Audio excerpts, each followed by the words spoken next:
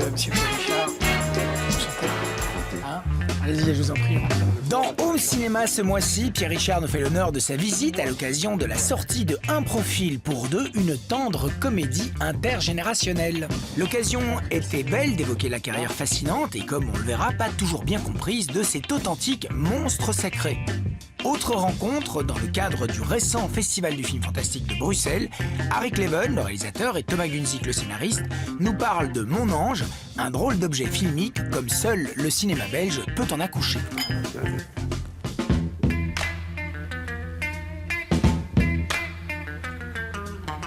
Bien, je suis bien content de vous recevoir, monsieur Pierre Richard, parce que j'ai passé mon week-end avec vous. En fait, j'ai revu énormément de vos films. Et c'était comme une Madeleine de Proust, mais une vraie Madeleine de Proust. Ça m'a reprojeté dans des années tendres. Vous êtes ici à Bruxelles pour Un profil pour deux? Oui. Bonjour, je m'appelle Pierre. Vous avez fait bon voyage. Ouais, je joue un personnage de mon âge, un peu grognon, un peu misanthrope même. Ouais. Qui vit seul dans son appartement, qui sort pas tellement. Et même quand sa fille vient, il est bougon. Et puis un jour, comme elle le voit comme ça dans cet état, elle lui offre un jour un ordinateur. En lui disant, puisque tu veux pas sortir, tu verras le monde par le truchement de l'ordinateur. Ça se passe bien? Vous avez une icône en bas qui ressemble à une boussole. Ça marche pas. Vous avez ouvert la fenêtre? Bah oui, mais ça marche toujours pas. 12-7. Cherche un compagnon de vie aimant les enfants. C'est diabolique, votre truc, hein. Caroline, 35 ans. Ce qui m'embête le plus, c'est pour le rendez-vous de demain. Vous avez rendez-vous? Allez-y à ma place. Au fond, on pourrait penser à Cyrano de Bergerac et au Vicomte. C'est ça. Jusqu'au jour, bien sûr, où elle dit j'ai vraiment envie de te voir, viens me revoir à Bruxelles. Bruxelles? Non mais... Vous vous moquez de moi? Juste pour le premier rendez-vous. Que je sache ce qu'elle pense de moi. J'ai tout de suite aimé ta façon d'écrire, de... Vous vous rendez compte de ce que vous me demandez là? Juste de me remplacer l'espace d'une soirée. C'est pas ce qui était convenu. Pour qui je passe, moi, maintenant, à coucher comme ça, le premier soir? Oh putain, mais fait peur. C'est en mon nom, vous l'écrivez. C'est plutôt vous qui pesez en mon nom. J'adore ce rôle, moi, parce que j'adore ça, ce personnage. Je joue toujours un chantage à l'affection, un chantage à... C'est la dernière fois que j'ai une occasion, et je suis tout le temps en train de gémir et de pleurer, je le fais très bien, ça. J'avais en plus des partenaires formidables, Yanis Lesper, qui est d'une grande vérité, il joue minimaliste. J'avais deux actrices belges, Oui. les deux Stéphanie. Stéphanie Créancourt. Créancourt et... Stéphane Bissot. Et Bissot, dans la scène du repas où elles sont toutes les deux d'une drôlerie. Moi qui n'avais pas grand-chose à faire dans cette scène, qu'à les regarder et à prendre un air malheureux, ce que je fais très bien. Mais j'ai dit, oula, qu'elles sont bien. Mais vous vous êtes rencontrés sur Internet? Oui, oui. Ça peut paraître un peu... Non, il y a plein de gens qui se rencontrent sur Internet, c'est pas... En tout cas, c'est très pratique et bien plus romantique que ce qu'on s'imagine. L'avantage, c'est que on peut faire connaissance avant de se rencontrer. On cherche des points communs. Enfin, le physique définit pas tout. Enfin, même si de ce côté-là, j'avoue que j'ai eu une bonne surprise. Très bonne mine, je trouve. T'avais raison, hein. C'est formidable, Internet. C'est quoi tous ces médicaments? C'est pour vivre vieux et vous faire chier le plus longtemps possible.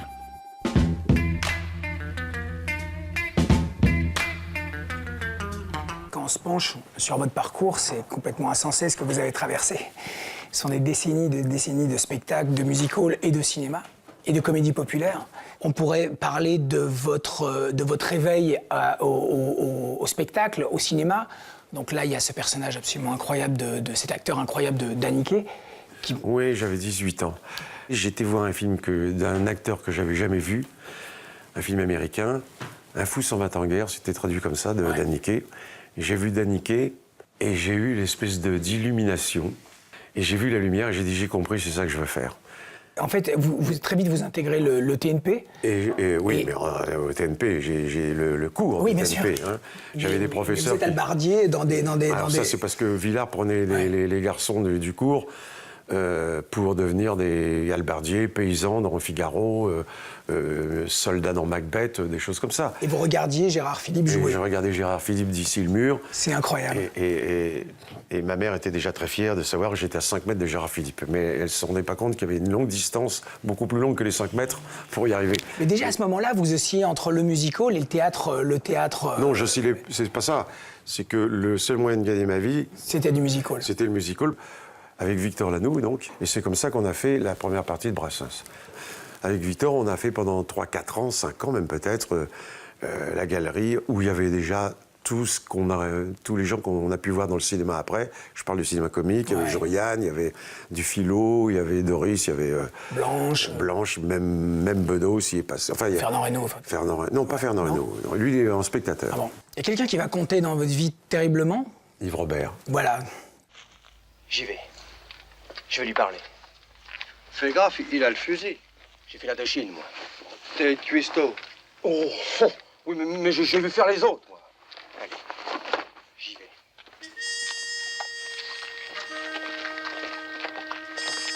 Oliver! J'irai bien, mais je suis père de famille nombreuse, je peux pas prendre de risques. T'inquiète pas, va. Tu ne m'auras pas. Lancez-vous! Lancez-vous! Yves avait décelé chez moi des choses que je ne savais absolument pas, au fond, de moi-même. Alors, il m'a pris dans l'Alexandre, puis il m'a dit un jour, en se promenant comme ça, entre deux plans, il m'a dit « Pierre, tu n'as aucune place dans le cinéma français. » Ça veut dire que vous étiez tellement à part? Oui, il m'a dit « Tu n'es pas un acteur, tu es un personnage. » Il m'a dit « Tu n'as aucune place dans le cinéma français, tu es un personnage, fais ton cinéma toi-même. » Et c'est pas tombé dans l'oreille d'un sourd. À l'époque, c'était dans ce film, je tournais avec Noiret, avec Carmé, c'est comme ça que j'ai fait sa connaissance, qu'on est devenus amis jusqu'à la fin de ses jours. Jusqu'à mi-même. Et puis, 1 an et demi plus tard, après en avoir parlé à un ami qui était docteur, mais André Rouellan. André Rouellan, qui écrivait des livres de science-fiction, et qui m'avait dit « Tu devrais lire Ménalque » de La Bruyère. J'ai dit « Tu veux pas qu'on le fasse ensemble ?» Et on a écrit ça. Et 1 an plus tard, j'étais voir Yves, je lui ai dit « Tu te souviens ?» Je l'avais pas revu. « Tu te souviens de ce que tu m'as dit il y a 1 an ?» Oui. Ben voilà. Donc Ménalque est un personnage de fiction dans un roman de Jean Labruyère du XVIe ou XVIIe siècle, où c'est l'histoire d'un distrait, d'un vrai distrait. C'était un distrait de l'époque, et c'était sur 12 pages ou 15 pages, pas plus. C'est un très court texte. Nous, évidemment, on n'allait pas faire le Ménalque du XVIIe siècle. On a fait le distrait d'aujourd'hui.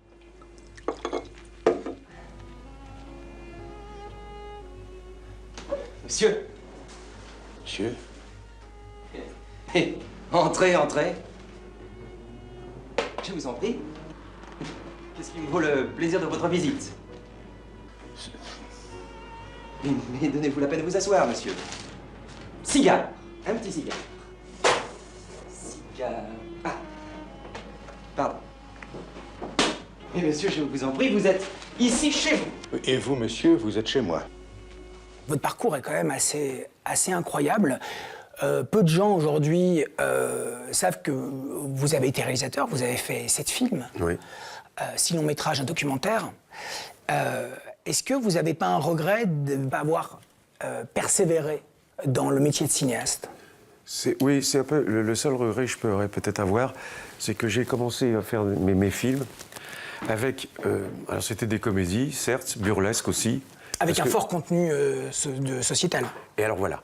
Et où j'aimais bien ce personnage qui avait l'air sensible, distrait, lunaire, disons, inadapté, et qui au fond était une bombe. C'est Pierre, hein, ici. Alors je dis feu. Vous me recevez, je répète feu. Alors je reçois 4 sur 5, j'entends bien, je répète, j'entends bien, je répète. Ici, Gastier-le-Roi, andouille. Père ou fils? Feu! Vous m'entendez? Je vous reçois 5 sur 5, andouille.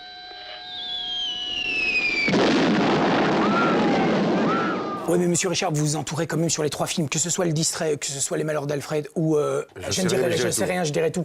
Vous vous entourez chaque fois de scénaristes ou de co-scénaristes, c'est absolument incroyable. Que ce soit Roland Topor dans Alfred, ou que ce soit Jean-Jacques Hano dans Je ne sais rien, je ne dirai tout. Je me sentais proche de leur univers à eux, plus que de l'univers, et c'est pas pour dire du mal des autres films, mais de l'univers des films français de l'époque. J'étais effectivement, même si c'est inconscient, plus attiré par les films américains, dans la mesure où Keaton s'exprime beaucoup plus avec son corps qu'avec ses dialogues, pour cause, il était muet. Chaplin... Mais sans expression. Pardon, sans expression. D'ailleurs, sans expression, pas d'expression d'ailleurs.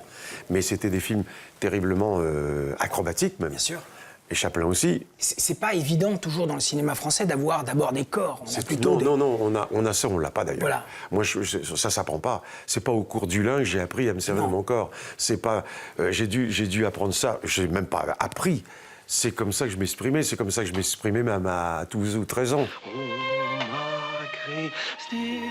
Quand j'étais beaucoup en pension, et le seul moyen de m'en sortir, parce que la pension, surtout, c'était très dur, la pension à l'époque, c'était ou d'être très fort intellectuellement ou d'être très fort physiquement. Moi, j'étais ni l'un ni l'autre. Il fallait faire marrer, quoi. Il fallait faire marrer. Ouais. J'étais le fou du roi et j'avais toutes les grâces. J'étais protégé des violences parce que, attention, il nous fait rire. On n'y touche pas. N'importe qui. Un homme dans la foule. Choisissez.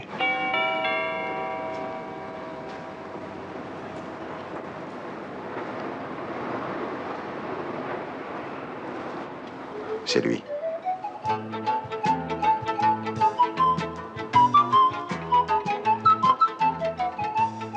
Le grand blond avec une chaussure noire. Après vos 3 films, vous faites un film qui va changer votre carrière, qui va changer votre vie, c'est Le Grand Blond. Oui. C'est un film qui fait des millions d'entrées. C'est un film où vous retrouvez Yves Robert. Oui. Ça, c'est formidable. Vous explosez vraiment avec Yves Robert. Et vous faites une autre rencontre déterminante à ce moment-là, qui est Francis Weber, qui coécrit le scénario et qui écrit les dialogues. Et Weber va faire de vous, après, son acteur fétiche, quoi. Il y a quelque chose Pendant qui un bout de temps, c'est vrai. Et pendant un bout de temps, oui. D'abord, j'ai joué le jouet, mais c'est un de mes films préférés, d'ailleurs. C'est son chef-d'œuvre, on est d'accord. Et ils sont lisses, ces pneus. Descendez de voiture. On joue à autre chose, je te dis. Descendez de voiture! De quel droit me tutoyez-vous? Hein? Vous m'avez tutoyé. Je suis un témoin. Oui, oui. Vous avez tutoyé cet agent, monsieur. Accompagnez-moi au poste.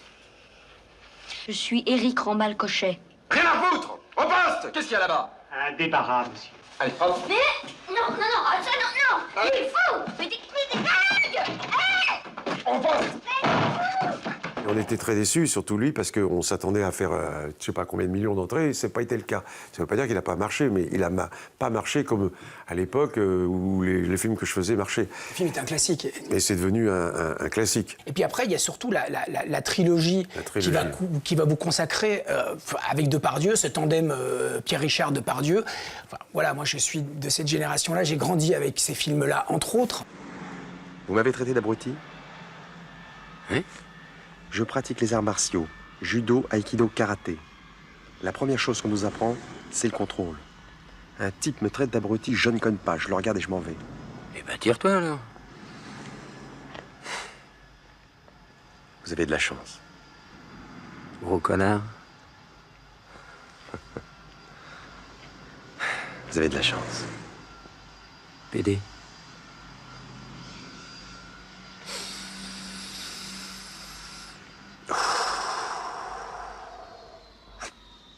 Je suis arrivé à un contrôle total. En route. C'est vraiment un cinéma absolument remarquable d'écriture et d'inventivité. Et en fait, ce qui m'intéresserait de savoir, c'est à ce moment-là, vous devenez vraiment un acteur très très populaire, très bankable. Vous travaillez avec tous les grands réalisateurs de comédie, que ce soit Zidi, que ce soit Horry, que ce soit Lautner. Je serais assez curieux de savoir comment vous avez vécu l'expérience Zidi et l'expérience Weber. Qu'est-ce qu'ils avaient de différent? Weber, c'est un directeur d'acteurs. Ouais. C'est pas par hasard même avec Gérard et moi, on se faisait 15 à 18 prises à chaque fois. Ah bon? Parce que pour Weber, il y a une partition précise, c'est du bac. Une virgule, c'est une virgule. Un point virgule, c'est un point virgule. Il ne faut pas se tromper. Hein. Zidi, lui, non, il ne me donnait aucune indication d'acteur. Zidi, lui, c'était le rythme.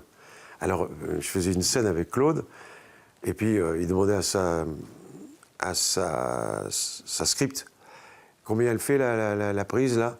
Alors elle disait, elle fait 33 secondes. Alors il venait vers moi, il me dit, tu peux me la faire en 25 ?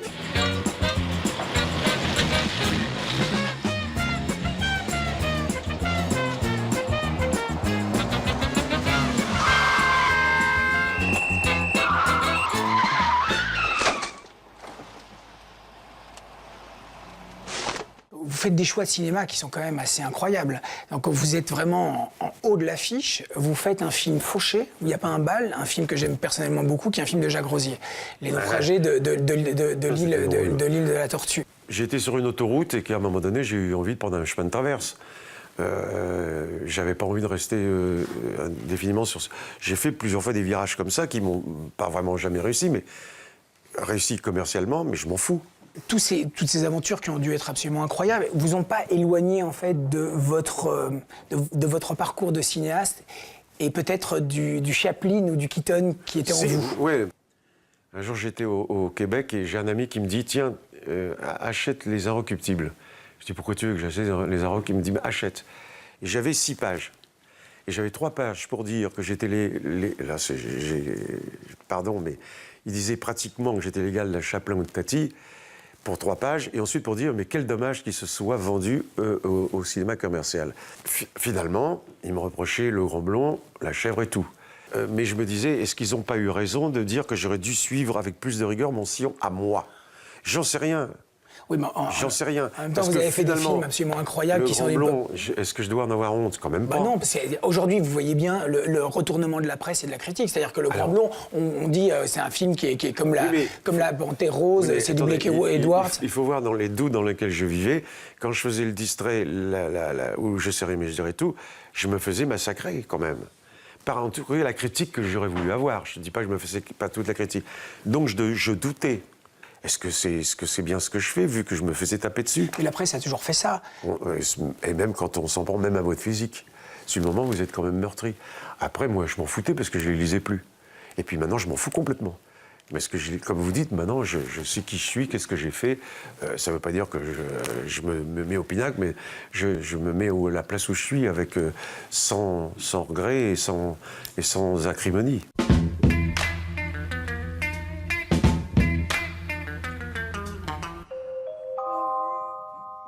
Tu es merveilleux, mon ange. Je veux pouvoir te garder toujours près de moi. Comme dans secret. Personne ne doit jamais savoir que tu existes. Mon ange, c'est un petit garçon pas vraiment comme les autres. Il est invisible. Un jour, il fait la rencontre de Madeleine, une petite fille aveugle dont il tombe éperdument amoureux. Harry Cleven, le réalisateur de Trouble et de Abracadabra, s'est associé ici à Thomas Gunzig, scénariste du dernier Jacob van der Maal, le tout Nouveau Testament. Le résultat est un mix inclassable entre poésie, fantastique et expérience multisensorielle. Nous avons rencontré le duo dans le cadre du récent BIF où le film était projeté. Harry Cleven, Thomas Gunzig, je suis bien content de vous avoir là. Vous avez, Thomas, a scénarisé Mon Ange, qui est ton 5e film, Harry? Partiellement scénarisé. Partiellement? Oui, vous co-scénarisé, vous avez co-scénarisé, bien sûr, mais vous êtes des amis dans la vie. On va parler de la famille, en fait, avec Jaco van der Maal, votre association qui date quand même d'il y a un petit moment. C'est Jaco qui a initié ce qui a déclenché ça, qui a dit tiens, fais un petit film pas cher, etc. Voilà. Et alors je me rappelle très bien, on était à une terrasse au soleil et j'avais dit à Harry, imagine qu'il y ait une femme en prison et cette femme en prison est enceinte et elle va accoucher et le petit bébé qu'elle met au monde est invisible. J'ai proposé beaucoup de directions, etc. Et puis il faut aussi que ça convienne à l'univers d'Harry, qui est un univers poétique et quelquefois un peu allusif, etc. Ouais. Et donc voilà, j'essaie de m'adapter. Et puis Henri aussi... Henri IV, mon copain. Harry a pris la main sur le scénario au moment parce qu'il sentait que c'était le moment pour lui d'un petit peu aller d'investir dans son univers, etc. Et donc là, j'ai lâché la bride et voilà. Raconte-moi. J'ai découvert qu'il se passe quelque chose de fort quand quelqu'un regarde quelqu'un d'autre dans les yeux. Tu es la première personne qui m'a fait sentir que j'existais. J'ai attendu si longtemps que maintenant j'ai peur. On va rester ensemble. Toujours. Je vivrai les yeux fermés s'il le faut. Tout était très vite, Ouais. c'est-à-dire que Jaco m'a dit, écoute, moi je te donne une somme, c'était une somme minime, quoi, tu vois, qu'il investait de sa poche, quoi, en me disant, voilà, tu fais le film avec très peu d'argent, avec très peu de décors, machin, et une fois qu'on a eu le traitement, on a dit, on y va. C'est quoi le budget total du film? Finalement, je crois qu'on est autour de 900 000, je crois, Ouais. tu vois, alors qu'on partait avec 50 000 balles. ça. Ouais, quand même. Mon ange, viens contre moi. On est vraiment dans un conte fantastique, très allusif, très sensoriel, un peu étonnant même, qui touche même presque au soft porn à certains moments. Tu vois, il y a quelque chose de très... D'indécent, tu veux dire, dans le regard. Tu vois, non, pas d'indécent. C'est-à-dire que tu sais, la partie adulte, en fait, quand ils sont ensemble, quand ils se touchent. Comment tu as appréhendé, en fait, ce travail autour de la sensation? Écoute, moi, ça devient un peu mon cheval de bataille. En fait, au fur et à mesure que je fais des films et que je me rends compte, en fait, que mon univers est vraiment très sensoriel.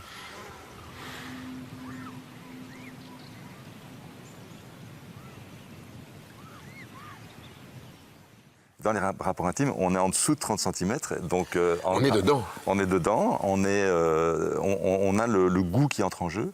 T'as le toucher qui est sublimé, l'ouïe qui change complètement, et on perd le sens de la vue. Parce qu'on est trop près, on voit flou, et c'est des gros plans, machin et tout.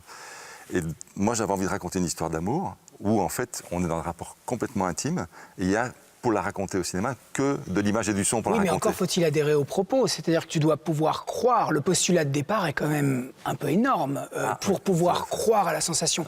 Parce que moi, je suis d'accord avec toi, Harry, sur la sensation. À la lecture du scénario, les gens me posaient beaucoup des questions du genre « Mais comment tu vas faire pour qu'on croie à l'existence d'un petit garçon invisible, à une histoire d'amour où on ne voit jamais un des deux protagonistes, etc. » Et à un moment donné, quand on a commencé à être dans le montage, ça s'est complètement inversé. C'est-à-dire qu'il y a une personne qui m'a dit en fait, c'est quand on n'est pas sûr qu'il existe qu'on a le plus envie d'y croire. Parce qu'on est peut-être dans la tête de la mère qui est folle, machin, etc. quoi. Et du coup, je me suis dit, en fait, le truc qu'il faut faire, c'est pas rendre crédible ou réaliste, c'est donner envie de croire, quoi. Et donc, c'est ça qui a été mon processus, mon fil conducteur dans le truc. C'est quand même très c'est risqué, très risqué, très, entre guillemets, couillu de faire un film comme ça aujourd'hui. Il y a quand même une prise de risque qui est quand même... Je ne crois pas que j'arrive à faire des films s'il n'y a pas ça, quoi. Non. C'était aussi l'avantage de bosser avec des tout petits budgets, parce que c'est vrai que quand on a des énormes budgets, peut-être des grosses boîtes de production, etc., on ne peut pas faire ce qu'on veut. Là, avec l'argent qui avait été mis par Jaco, c'était aussi la garantie d'une liberté absolue et totale. C'est la vraie dimension créative, artistique, qui est très gaie. Autant moi, je peux adorer aussi le gros blockbuster calibré, bien carré, qui me fait rêver et qui m'excite beaucoup. Autant c'est très gai d'aller chercher dans des zones un peu moins habituelles, un peu plus risqué, et que si on se casse la gueule, on a le droit parce que ça fait partie, voilà. Je vais partir me faire opérer des yeux. D'après les médecins, il y a beaucoup de chances que je retrouve la vue. Je pourrai enfin te voir.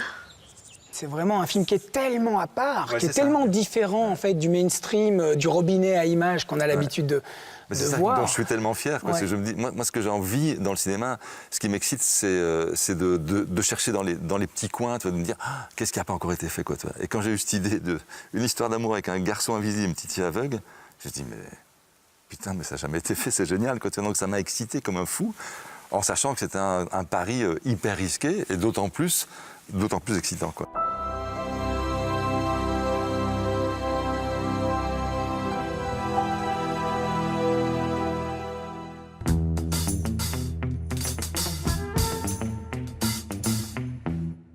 Ça commence par un voyage.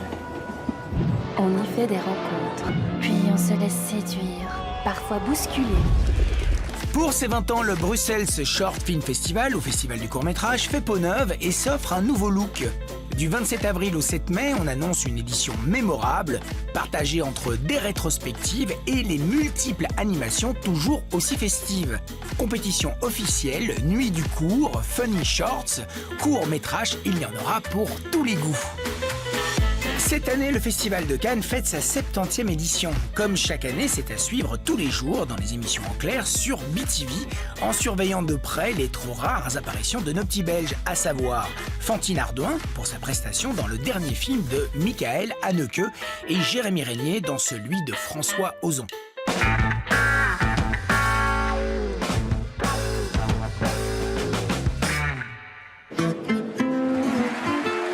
Je suis musicien. Je joue de la musique, c'est ce que je sais faire le mieux. Depuis qu'il n'y a plus de jazz américain à Paris, c'est moi le King of Swing. You've got a name, haven't you? Oh yeah, I've got a name here. My name is Django. Je te présente le lieutenant Dietrich von Schultz. C'est notre docteur jazz. Goebbels peut vous voir jouer à Berlin. Non, j'irai pas. Si on perd l'appui de docteur jazz, on est mort. T'as qu'à leur dire Django veut le même cachet que Clark Gable.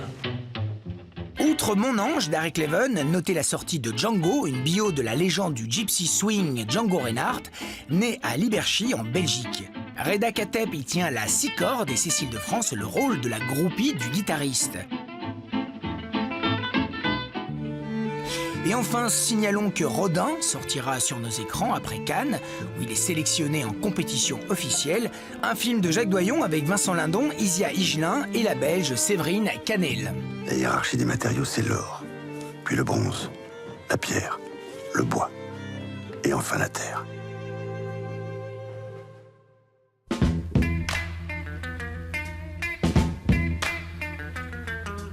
Est-ce que vous vous rendez compte que vous êtes un monument du cinéma français? J'en reviens pas. Dans ces cas-là, je regrette seulement que j'aurais bien aimé qu'Yves Robert, maintenant, me dise, t'as vu ce que je t'ai dit? Il n'est plus là pour que je lui dise, t'avais raison. J'aurais bien aimé que mon père, qui s'est jamais occupé de moi, je lui dis, tiens, toi qui me croyais nul en tout, bon, mais j'en reviens pas. D'autant plus que je me suis amusé. Hein. Quand on me parle de travail, moi, ça n'a jamais dû. J'ai passé 50 ans de ma vie en vacances, moi. Mais vous n'avez pas fini de vous amuser, j'ai j'ai pas fini. J'ai pas fini. Mais pourquoi je continue? Parce que ça m'amuse. Le jour où j'en aurai marre, j'irai à la pêche. Hein. En tout cas, moi j'étais ravi de vous recevoir dans cette émission. Vraiment, Monsieur Pierre Richard, c'était un bonheur. Et je vous souhaite de faire encore plein de beaux films. Merci. Quant à nous, on se retrouve la semaine prochaine. N'oubliez pas que cette émission est visible sur le site de BTV. Et quant à nous, on se retrouve pour la prochaine très bientôt. Salut!